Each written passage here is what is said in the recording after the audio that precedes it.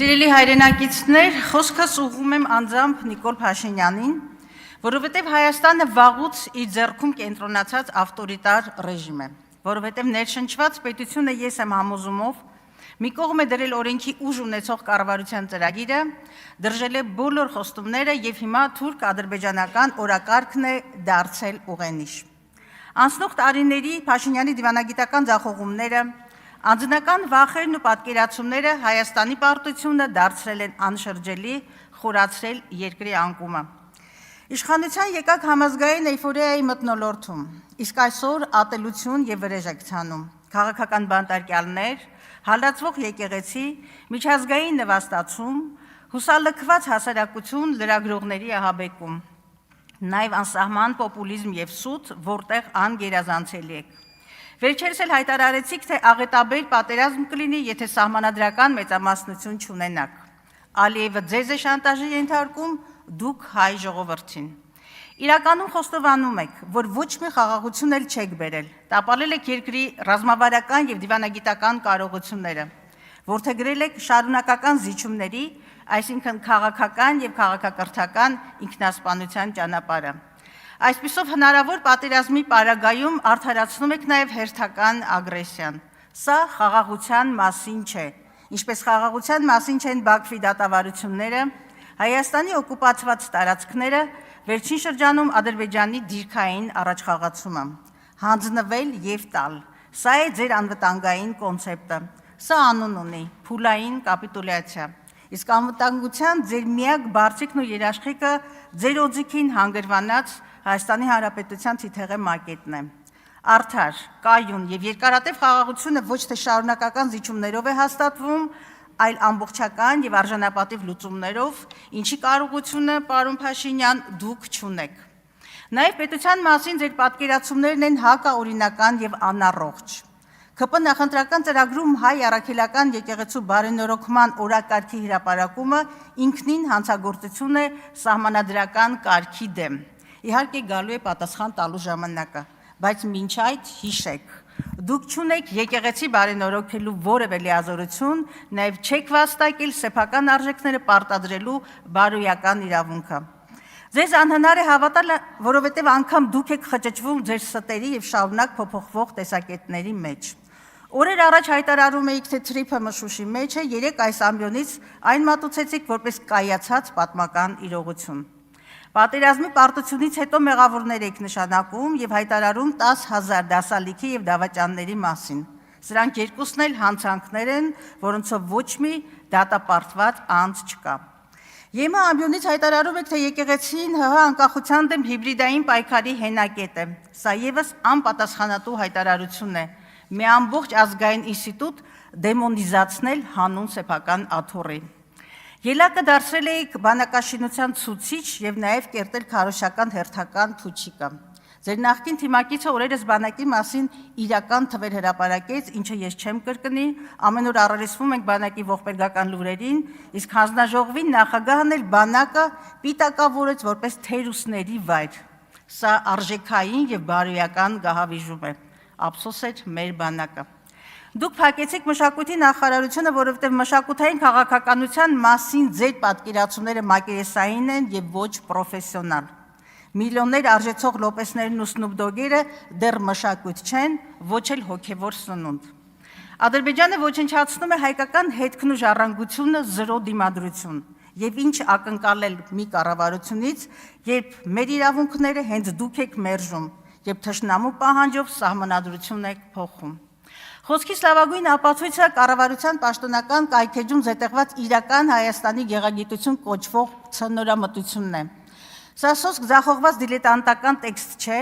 այլ կոնկրետ նպատակադրում ունենալ վերահսկելի հասարակություն, գրաքննել ազատ միտքը, ձևավորել փաշինյանական ինքնություն, որը պարտվածի հոգեբանական կոնստրուկտ է, որտեղ չունեն պատմական Հայաստանը, մեր սիմվոլները, Երրորդ հանրապետության ծննդականը, անկախության հռչակագիրը, պատմության ռևիզիա եւ պարտության լեգիտիմացում։ Սա է այն ծրագիրը, որին լծվել եք դուք եւ այն ունի անուն՝ ազգային ուրացում։ Այնուամենայնիվ, այսպես կոչված իրական Հայաստանի ճարտարապետը դուք չեք, դուք թուրանական երազանքի բեմադրիչն եք։ Սա ձեր անձնական ընտրությունն է, բայց ձեզ ոչ մեկը թույլ չի տվել ջնջել մեր ազգային հիշողությունը եւ աճուրդի հանել մեր անցյալն ու հատկապես ապագան։ Այդ խոտանի եւ այլ գաղտնի փաստաթղթերի համար պետական բյուջեից առանց մրցույթի տրամադրվել է $500,000-ից ավելի գումար, իսկ այդ ՀԿ-ի յուրային նախագահ Ազատյանը դարձել է Գեղարվեստի ակադեմիայի ռեկտորի պաշտոնն ստանձնել, ավելի շուտ շնորհվել է նրան, եւ այսպես է առանց բացառության ամեն ուր։ Փուչիկ էր նաեւ բուհերը չքաղաքականացնելու խոստումը, այսօր առանց բացառության բոլոր բուհերում ձերոնք են։ Բուհերը անգամ ոստիկանության գժոհով եւ օրենքները ոտնատակ տալով է գրավում, ինչը տեղի ունեցավ Բրյուսովում Գյուրջինյան օպերացիայով եւ թքած, թե այդ զավթումը բյուջեի վրա 10 միլիոնի բեռ դարձավ եւ դատարանի վճռով մի շարք որոշումներ բեկանվեցին։ 300 դպրոց եւ 500 մանկապարտեզ քարոզչական փուչիկը շատ վաղուց պայթել է, կառուցվել եւ հիմնանորոգվել են ընդամենը 102-ը։ Եվ առհասարակ ԿԳՄՍ ոլորտի կապիտալ ծախսերի կատարողականը 40%-ի շրջանակում է, ինչը նշանակում է 60% չիրականացված խոստումներ։ Հիշեցնեմ, Արցախում թշնամուն են թողնվել 237 դպրոց եւ Ամարասը, հայոց առաջին դպրոցը, 400 վանք եւ եկեղեցի, 7 քաղաք, հարյուրավոր գյուղեր եւ պարզապես 3000-ամյա հայրենիք, որը գին չունի եւ հիմա ձեր լուր հայացքի ներքո այն հավասարեցվում է գետնին։ Դուք նաև դպրոցներ եք փակում։ 26 սեպտեմբերից հիմնականում սահմանամիջ մարզերում փակվելու է շուրջ 229 դպրոց, որոնցից 218-ը ինձ մի ընդհատեք, դուք դրա իրավունքը չունեք։ Հասկացանք սուտ է, հաստատում եմ, դա սուտ է, բայց մի ընդհատեք։ Ուրեմն ժամանակս էլ վերականգնեք։ Նաև դուք դպրոցներ եք փակում 2026-ի սեպտեմբերից հիմնականում սահմանամերձ մարզերում փակվելու է շուրջ 229 դպրոց, որոնցից 218-ը համայնքների միակ դպրոցն է։ Փակվում են Տաուշի, Սյունիքի, Վայոց ձորի մարզերի դպրոցների գրեթե կեսը։ Եվ անհայտ է մոտ 8000 աշակերտի մի քանի հազար անձնակազմի ճակատագիր։ Սա նշանակում է դատարկել սահմանամերձ գյուղեր, թշնամու առջև բացել երկրի դարպասները։ Կառավարության չիրականացրած մեկ խոստում եւս մոտ 300 երեխա դուրս է մնացել պարտադիր կրթության համակարգից։